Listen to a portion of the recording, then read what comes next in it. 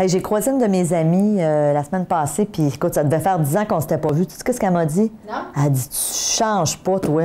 Ah ouais? Moi, ben, puis écoute, honnêtement, là, je regarde mes livres, là.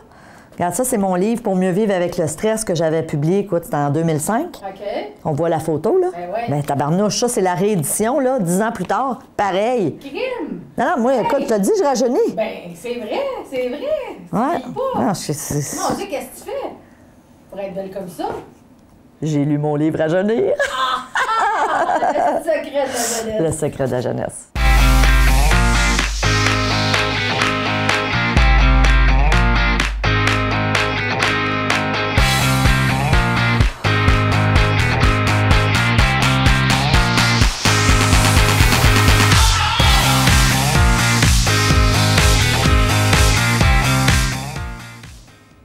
Bonjour, j'espère que vous allez bien. Bienvenue à ma Steph Télé, votre télé inspirante. Merci d'être là. Alors, dans le cadre de cette chronique, je vous pose la question, est-ce que vous êtes du type A ou du type B? Alors, ce qu'il faut savoir, c'est qu'il y a 2 cardiologues qui ont développé un outil qui permettait de déterminer les risques que leurs patients avaient d'avoir une crise cardiaque. Alors, ces 2 cardiologues sont le Dr Friedman et le Dr Rosenman. Et ces 2 hommes ont déterminé un questionnaire qui permettait de voir, OK, est-ce que telle personne est à risque plus qu'une autre? Et évidemment, ils sont arrivés à un constat par la suite. Tu as les types A et les types B. Donc, dans notre société, puis évidemment, c'est pas nécessairement juste noir ou blanc. On peut se retrouver un peu plus au centre, mais il y a des gens qui sont drastiquement des B. Il y a des gens qui sont vraiment catégoriquement, là, ce sont des A. Donc, évidemment, ce que je vous propose, et je vous invite dans 1 minute à me mettre sur pause, à aller chercher un crayon et un papier parce que je vais vous faire passer ce test-là. Donc, vous allez voir, vous allez avoir... Je vais vous poser 30 questions et c'est super simple. Vous avez juste à répondre oui ou non. Et l'idée est de répertorier le nombre de oui et le nombre de non. Et ensuite, ça va vous permettre de savoir est-ce que je suis d'un type A ou d'un type B. Donc, si c'est pas le cas, parce que vous avez peut-être pas de crayon et de papier, mettez-moi sur pause, allez chercher ça. Et ce que je vous propose, on commence justement à faire notre petit test. Donc, est-ce que vous êtes prêts et prêtes? On y va. Alors, première question, et vous avez simplement à répondre par oui ou non. Avez-vous tendance à manger trop vite? Oui ou non? Question numéro 2. Faites-vous souvent plusieurs choses à la fois, comme lire en mangeant? Oui ou non? Êtes-vous toujours un peu en avance à vos rendez-vous, ou du moins toujours à temps? Oui ou non? Trouvez-vous que la concurrence est agréable et stimulante, tant au travail que dans votre vie personnelle? Oui ou non? Question numéro 5. Vous sentez-vous comme quelqu'un de toujours occupé? Question numéro 6. Est-ce que le fait de toujours gagner est important pour vous, même dans vos loisirs entre amis? Ça me fait sourire. Parce que moi, je suis un peu comme ça. Question numéro 7. Avez-vous de la difficulté à décompresser après une journée de travail? Oui ou non? Avez-vous tendance à remettre en question les idées des autres? Oui ou non? Question numéro 9. Apportez-vous du travail à la maison régulièrement? Oui ou non? Est-il difficile pour vous de déléguer? Oui ou non? Préférez-vous faire les choses vous-même parce que c'est plus simple et plus rapide? Oui ou non? 12. Croyez-vous que le nombre d'heures de travail que vous effectuez est une condition de réussite? Oui ou non? Question numéro 13. Laissez-vous votre téléphone cellulaire allumé même durant les repas? J'écoutais une entrevue à la radio récemment et l'animatrice disait qu'il y a des gens même qui dorment avec leur cellulaire en dessous de leur oreiller. Ça, moi, je vous dis, ça me dépasse, là. C'est très, très mauvais en plus. Question numéro 14. Avez-vous tendance à accumuler des vacances et ne pas les prendre? Oui ou non? Question numéro 15. Avez-vous de la difficulté à accepter que les autres ne prennent pas leur travail au sérieux? Question numéro 16. Quand vous ressentez du stress, faites-vous immédiatement quelque chose pour y remédier? 17. Quand quelqu'un parle trop longtemps avant d'en arriver au sujet, vous arrive-t-il de parler à sa place? Ça, c'est mon mari tout craché. Question numéro 18. Vous sentez-vous irrité si quelqu'un vous interrompt pendant que vous faites quelque chose d'important? 19. Vous sentez-vous impatient si vous devez faire la file au restaurant? D'après moi, mon mari, c'est un type A, hein, Julie? C'est comme je le reconnais. Question numéro 20. Vous considérez-vous comme un compétiteur né? 21. Avez-vous tendance à vous irriter facilement? Question numéro 22. Croyez-vous que vous avez plus d'énergie que bien des gens autour de vous? 23. Avez-vous de la difficulté à vous faire aider? 24. Avez-vous souvent l'impression que vous manquez de temps? 25. Utilisez-vous souvent des échéanciers dans différents aspects de votre vie? Question 26. Vous arrive-t-il de sauter un repas parce que vous êtes trop occupé? Hey, j'espère que non. Question numéro 27. Croyez-vous au dicton « On n'est jamais mieux servi que par soi-même » ? Question 28. Vous paraît-il important d'être le premier dans votre domaine pour être satisfait par vous-même? Question 29. Avez-vous déjà cumulé plusieurs emplois ou fonctions? Et finalement, dernière question. Pensez-vous souvent à votre travail, même en dehors des heures de travail ou lorsque vous êtes en congé? Donc, ce que je vous invite à faire, si vous avez répondu oui à 20 questions ou plus, vous êtes fort probablement du type A. Puis honnêtement, là, je relis ça, que c'est moi-même qui ai écrit, mais ça fait plusieurs années, et je vois tellement mon mari Louis-Jean, c'est comme incroyable. Ceci dit, je me suis mariée avec, c'est une bonne personne. Il faut comprendre une chose, que si vous êtes du type A, il y a des conseils qui peuvent vous aider. Parce qu'évidemment, il faut comprendre qu'il y a des avantages aussi à être du type A. Les gens de type A, puis moi, je me considère un type A, on est souvent des gens très proactifs. Je veux dire, on est très orientés vers les résultats. On est très... Souvent, les gens de type A vont être en mesure de bien prioriser leurs trucs. Ceci dit...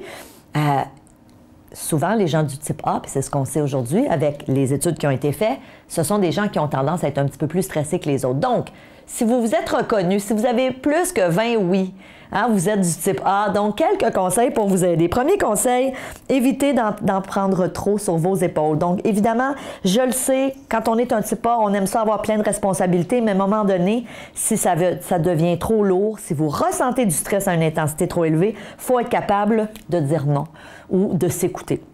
Deuxième conseil, apprenez à déléguer. Alors, moi, je peux vous dire une chose, je me considère type A, mais je n'ai pas de difficulté à déléguer, mais bon nombre de gens que je connais qui ont ce profil-là, le dicton, là, on n'est jamais mieux servi que par soi-même, ça les connaît. OK? Donc, évidemment, apprendre à déléguer. Souvent, le fait... Ce qu'il faut comprendre, c'est que les types A, souvent, sont très orientés résultats. Ils veulent avoir des résultats. C'est des gens souvent très ambitieux. Ceci dit, réalisez une chose. Quand on apprend à déléguer, quand on apprend à lâcher prise aussi sur certaines tâches, parce qu'on ne peut pas tout faire, et qu'à l'inverse, on décide de se concentrer sur ce dans quoi on est le meilleur, c'est incroyable comme, on a beaucoup plus de résultats et notre courbe de stress diminue drastiquement. Ensuite, conseil numéro 3, apprenez à vous organiser. Bon nombre de gens du type A, c'est pour eux un défi de s'organiser. Donc, il y a des cours de gestion du temps. Moi-même, j'en donne. J'ai plusieurs capsules que j'ai fait à ma Steph Télé sur la gestion du temps. On a une web diffusion, gérer votre temps efficacement. Donc, allez vous chercher des outils. Souvent, l'organisation, le fait d'être bien organisé va vous faire sauver énormément de temps dans une journée. Donc, apprenez. Allez vous chercher un livre sur la gestion du temps. C'est pas quelque chose de compliqué, c'est pas sorcier, mais ces petits trucs là, mis en place dans votre vie, autant personnelle que professionnelle, vont faire des miracles pour vous. Et finalement, conseil numéro 4, détendez-vous. Apprenez à être un petit peu plus zen. Arrêtez de toujours courir, parce qu'évidemment, les types A, là, purs et durs, là. Alors, les gens, exemple, qui auraient répondu à toutes les questions oui, bien, c'est clair que si vous êtes très honnête avec vous-même, vous avez une courbe de stress quand même assez élevé. Ensuite, je ne veux pas oublier mes types B, parce que peut-être que vous êtes reconnu dans le type B. Puis on vous aime, puis vous êtes extraordinaire, puis ça en prend des types B dans notre société. Et c'est souvent des gens vraiment agréables, parce que moi, je les appelle mes easy going. Il n'y en a pas de problème. Moi, j'ai une bonne amie qui est comme ça, et je les trouve, c'est un couple. Hein? Les deux sont comme ça, particulièrement lui. Et je me dis, wow! À certains égards, souvent, je me dis, ils sont chanceux d'être comme ça, ils ne vont pas mourir d'une crise cardiaque. Donc, conseil pour ces gens-là, fixez-vous des objectifs, parce que souvent, le type B peut avoir tendance, justement, parce qu'il est très easygoing, à un petit peu moins être dans toute cette performance. Et souvent, les reproches qu'ils vont avoir envers eux-mêmes, c'est « ouais, mais je me fixe des objectifs, mais je ne les atteins pas nécessairement. » Donc oui, apprenez à vous fixer des objectifs qui sont motivants pour vous. Deuxièmement, apprenez à déléguer. Curieusement, les types B, souvent, ça peut aussi être des gens qui ont un petit peu de difficulté à déléguer, curieusement. Alors, ils sont easygoing, mais pour bon nombre de gens, hein, la plupart des gens que je connais, c'est un défi. Ça s'apprend, la délégation. C'est vraiment quelque chose qu'on doit intégrer dans notre vie, même dans notre vie personnelle. Moi, je le fais avec mon conjoint, je le fais avec mon enfant, je le fais... Et évidemment, c'est de part et d'autre. OK? Je veux dire, je ne fais pas juste déléguer puis je fais rien. Mais d'apprendre à déléguer, c'est de dire, OK, c'est quoi mes forces? Mon mari a clairement des forces que j'ai pas et j'ai clairement des forces qu'il n'a pas. Donc, on a appris mutuellement à se déléguer des tâches respectives et honnêtement, c'est vraiment merveilleux. Donc, on a appris à utiliser nos forces. Et dites-vous une chose, quand vous êtes dans votre force, c'est beaucoup moins demandant, c'est beaucoup moins drainant. Alors que quand on est sorti de notre zone de confort parce qu'on doit faire quelque chose dans lequel on n'est pas à l'aise, c'est beaucoup plus demandant. Et finalement, un dernier conseil pour mes gens du type B, apprenez à vous affirmer. Souvent, j'ai rencontré des gens de type B qui sont des bons vivants puis tout ça, mais ils ont de la misère à s'affirmer. Ce sont souvent des gens aussi qui, de par leur personnalité, de par leur nature, justement, peuvent se laisser manger la laine sur le dos, pour reprendre cette bonne vieille expression québécoise. Je ne sais pas si on a des gens d'Europe qui nous écoutent et qui se disent qu'est-ce que ça veut dire, se faire manger la laine sur le dos, mais c'est une expression pour dire c'est des gens sur lesquels des fois on peut ambitionner. Alors, si vous êtes de type B et vous êtes reconnu, apprenez à vous affirmer. Ça aussi, ça s'apprend. OK? C'est pas nécessairement inné. Je sais que c'est pas facile pour tout le monde, mais c'est une aptitude, une habileté que l'on peut apprendre. Donc, évidemment, avant de terminer cette chronique, que vous soyez du type A, du type B ou du type du milieu, peut-être que vous avez eu 15-15. Bon, ben super, vous êtes bien équilibré. Mais sachez qu'il n'y a pas un type qui est mieux qu'un autre. Mais ce qu'il faut savoir, c'est que dans différentes circonstances, on a avantage à, comme moi, je considère que j'ai avantage à certaines fois où est-ce que je suis un petit peu plus stressée, à développer un peu mon type B, à lâcher prise sur certaines situations, à relativiser des choses, à pas faire des montagnes avec des choses qui dans le fond, ne le méritent pas. Et l'inverse est aussi vrai. Si vous êtes un type B pur et dur, bien peut-être que vous avez avantage à développer certaines aptitudes des gens du type A. Donc, évidemment, je vous suggère mon super livre. Pour mieux vivre avec le stress, vous allez retrouver le test à l'intérieur, les conseils que je vous ai partagés, mais aussi plein d'autres trucs. Hein, ça le dit, pour mieux vivre avec le stress, on peut apprendre à bien composer avec le stress. Et c'est ce que je vous suggère. Alors d'ici là, chers membres premium, je vous dis merci de votre confiance, merci de me suivre. Si vous aimez ma Steph Télé, parlez-en, partagez-les à vos amis, à vos collègues. Et sur ce, je vous dis, je vous souhaite le meilleur, je vous souhaite d'être zen, je vous aime et on se voit dans une prochaine chronique. Salut!